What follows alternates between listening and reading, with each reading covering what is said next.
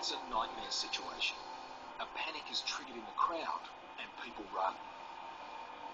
The exits quickly become blocked and victims are crushed by the enormous mob pressure.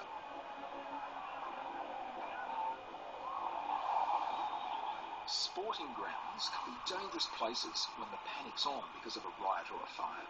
There are a lot of people and only narrow exits. So here's the question. Is there a faster way to get a crowd out of an exit and therefore save lives? Researchers are studying crowd behaviour in an attempt to find the answer. Now, the first issue the scientists had to deal with is how do you actually study crowd behaviour?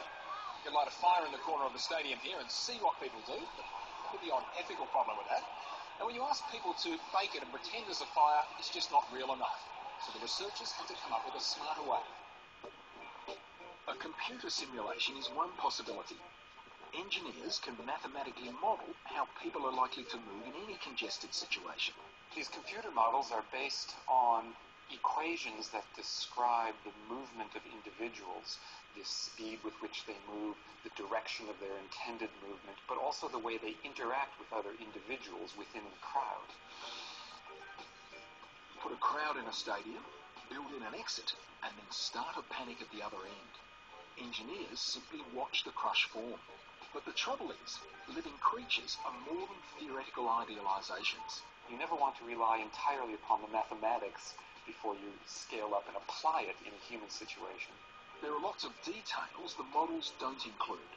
They assume everyone in the crowd is equally able, for example. Some people might be old, young, some might be children. You've got to consider those factors, We need to, predict as much as possible how people actually behave in real conditions. Here's the kind of spot where they like to set up nests. So, zoologist Martin Bird joined forces with engineer Nirajan Shivakonti to try something very different. Humans are not the only creatures who live in crowds. There are insects that rub shoulders with the hordes on a daily basis, just as we do. They're not people, but these real living creatures are more than equations at least.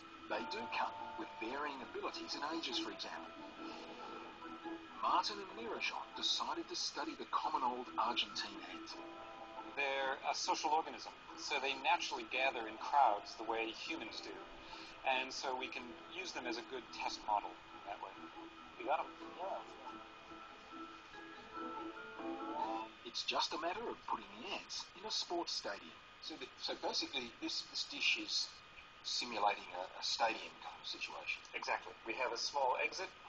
It's just wide enough for one ant to get through. Yeah. Two ants, not quite wide enough. Right, they're sort of shoulder to shoulder. To simulate a fire, Martin will squirt in a smell the ants just can't stand: citronella. That's caused a bit of panic and mayhem. It has a fairly instant effect. They don't like that stuff. They don't like it. And now you can see they're running around panicking. You can see them coming out of the exit. Yeah, I mean, it looks realistic. It looks like a crowd of people. It's a crowd of people. Yeah.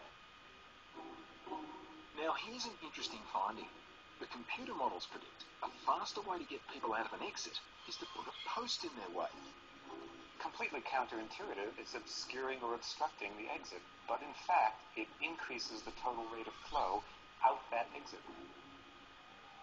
Could this be true in a real-life situation? Martin decided to test the post theory on his ants.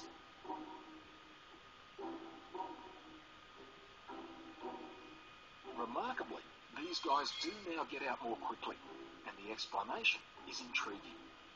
A very typical situation in an enclosed area where people have to exit out a doorway or some very small corridor is that everyone rushes at high speed towards the exit and forms a jam. And that jam typically takes the form of an arch. And an arch is a very stable configuration. Now, eventually that arch can break up, of course, but if it slows people down even by a few seconds, that can be the difference between survival or not. The post helps prevent an arch of people forming. Now, there needs to be more research before pillars can be recommended for all stadiums. But it may not be long before you see posts installed